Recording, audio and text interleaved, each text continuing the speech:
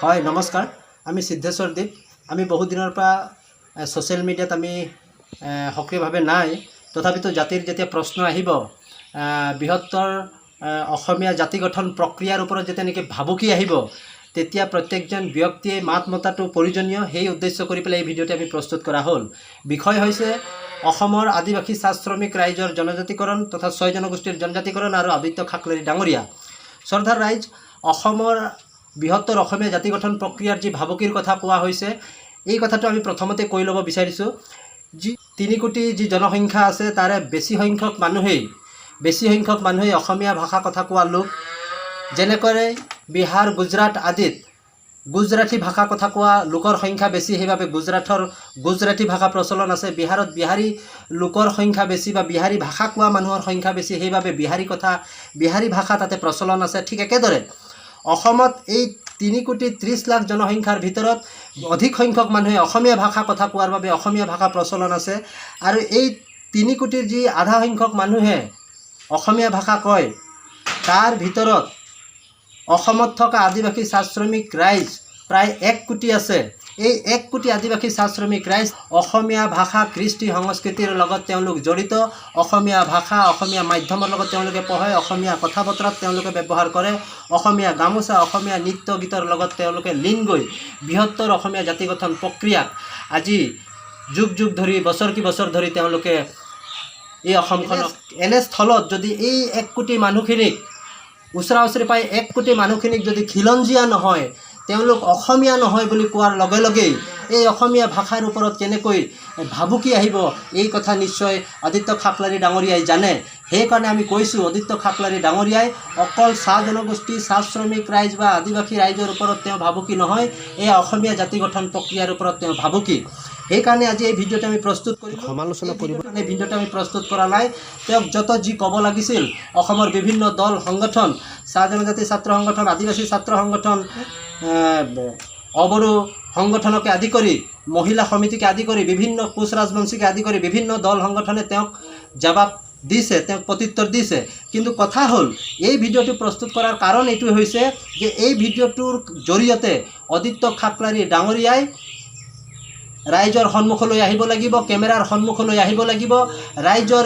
ৰাইজে যিমানবিলাক ৰাইজে প্ৰশ্ন কৰাৰ প্ৰত্যুত্তৰ তেওঁ দিব লাগিব অন্যথা তেওঁ ক্ষমা খুজিব লাগিব সেইভাবে এই ভিডিঅ'টো প্ৰস্তুত কৰা হ'ল কিন্তু কেনেকৈ আমি পাতিম তাৰ আগতে এষাৰ কথা কওঁ তেওঁলোকে কৈছিলে যে এইসকল জনগোষ্ঠী এইসকল ৰাইজ খিলঞ্জীয়া নহয় এইসকলক ইয়াৰ পৰা আদিম যুগৰ বাসিন্দাৰ হিষ্ট্ৰী তেওঁৰ ওচৰত গাই দিয়া হ'ল খিলঞ্জীয়াৰ হিষ্ট্ৰী তেওঁৰ ওচৰত গাই দিয়া হ'ল তাৰ পাছত তেওঁ প্ৰত্যুত্তৰ দিব লাগিব যদি নোৱাৰে তেওঁ যদি এই জুইকুৰা যদি নমুৱাব নোৱাৰে তেওঁ যদি প্ৰত্যুত্তৰ তেওঁ যদি ক্ষমা খুজিব নোৱাৰে তেতিয়াহ'লে আমি ভাবিম তেতিয়া আমি বুজিম যিকেইজন কিছু আমাৰ যিসকল ৰাইজে তেওঁক যিকেইটা নামেৰে তেওঁক সম্বোধন কৰা হৈছে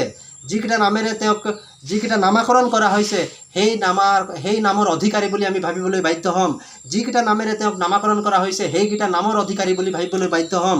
ৰাইজে খাকলাৰী ডাঙৰীয়া আপোনালোকে দল সংগঠনৰ মান মৰ্যাদাৰ প্ৰতি সন্মান জনাই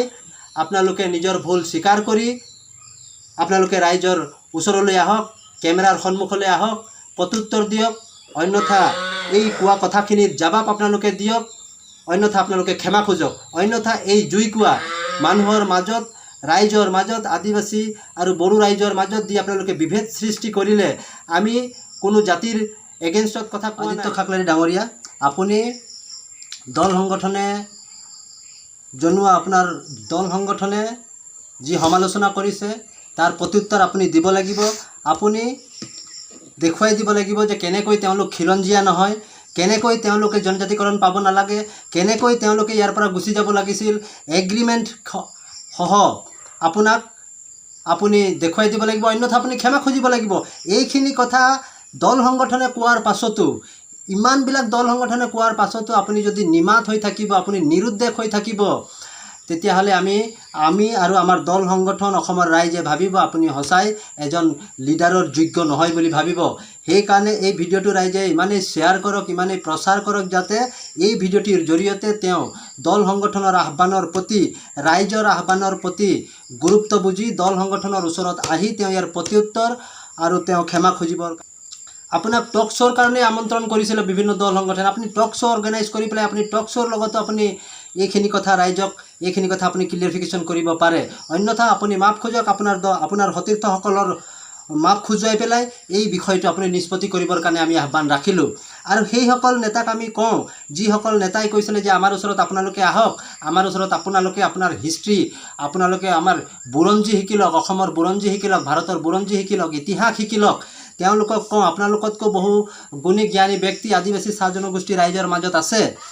আৰু তেওঁলোকৰ লগতে আপুনি 1 কোটি মানুহক হিষ্ট্ৰী শিকোৱাৰ কথা কয়। আপোনালোকে সেই হিষ্ট্ৰী জনাৰ আগতে তিলকা মাঝিৰ কথা আপোনালোকে জানিব লাগিব, সিধু কানুৰ কথা আপোনালোকে জানিব লাগিব, চান ভৈৰৱৰ কথা জানিব লাগিব, ফুলু মুৰ্মুৰ কথা আপোনালোকে জানিব লাগিব, জানু মুৰ্মুৰ কথা আপোনালোকে জানিব লাগিব। এইখিনি কথা জানি লওক, কিয় কি আপোনালোকে এটা ট্ৰাইবেল সংঘৰ লিডাৰ, আৰু আপোনালোকে কৈছে যে আমি ইতিহাস শিকাব পাৰোঁ।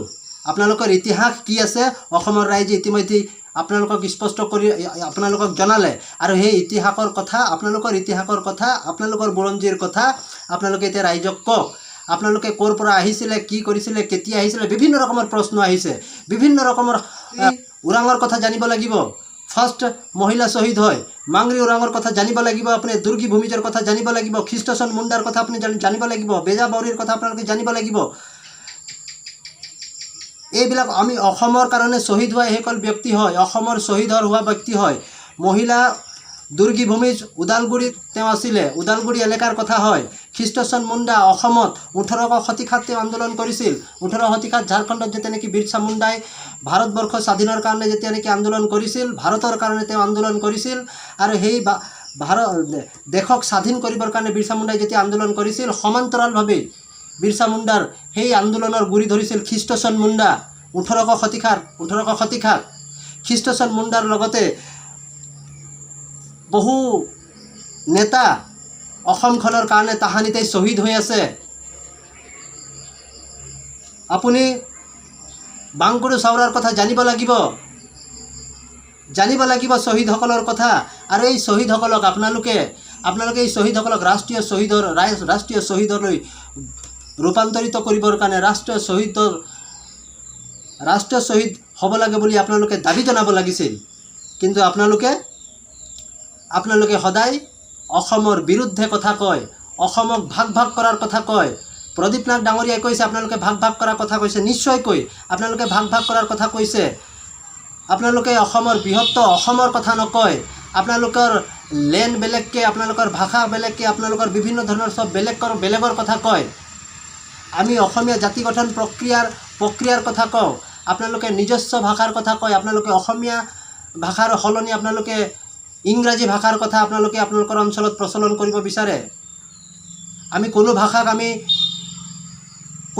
আমি তল ওপৰৰ কথা কোৱা নাই। সকলো ভাষাৰ প্ৰতি, সকলো জাতিৰ প্ৰতি আমাৰ সমান কিবা আছে। আমি সকলো ভাষাক আমি সমান বুলি ভাবোঁ। কিন্তু বৃহত্তৰ যি অসমীয়া ভাষা, অসমত আমি বাস কৰিছোঁ, সৰ্বপ্ৰথমে আমি অসমীয়া আমাৰ চিৰচেনেহী মাতৃভাষা। এই মাতৃভাষাৰ কাৰণে আমি হাজাৰজনে শ্বহীদ হৈ আহিছে, হাজাৰজনে আন্দোলন কৰিছে, আৰু আমিও এই অসমীয়া ভাষাৰ চিৰচেনেহী ভাষাৰ প্ৰতি যদি ভাবুকি আহে, তেতিয়া অদিত্য খাকলাৰি নালাগে, আৰু তেনেকুৱা কিবা খাকলাৰি আহিলেও তেওঁৰ বিৰুদ্ধে আমি কথা ক'বৰ কাৰণে কণ্ঠবোধ নকৰোঁ। শ্ৰদ্ধাৰ অসমবাসী ৰাইজ, অসমীয়া ভাষা আমাৰ মাতৃভাষা। আৰু বড়ো ভাইসকলেও কৈছোঁ, আমাৰ অসমখনত আমি সকলোৱে মিলিজুলি জীয়াই থাকিব লাগিব। বৃহত্তৰ অসমীয়া জাতি গঠনৰ কাৰণে আমি জীয়াই থাকিব লাগিব। এইবিলাক ভাঙোনমুঠি অসমীয়া ভাষাৰ প্ৰতি যি ভাবুকি, অসমৰ প্ৰতি যি ভাবুকি, বিভিন্ন জাতি জনগোষ্ঠীৰ কাৰণে যি ভাবুকি, 6 জনগোষ্ঠীৰ কাৰণে যি ভাবুকি, এনেকুৱা ধৰণৰ বিষয়বিলাকক মানুহবিলাকক, এই বিষবাষ্প